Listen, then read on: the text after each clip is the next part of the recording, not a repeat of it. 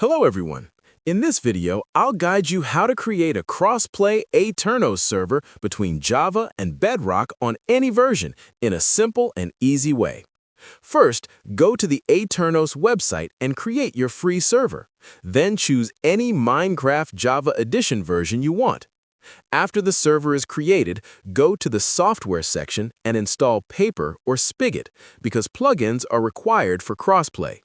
Once installed, start the server once and then stop it. Now go to the Plugins section and search for Geyser MC.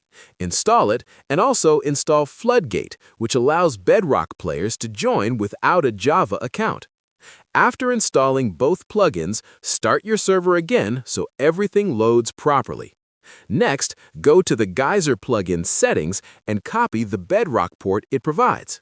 Now Bedrock players can join using your server IP and that port, while Java players can join normally with the server address.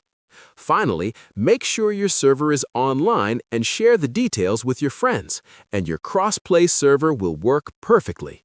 Subscribe the channel for more videos.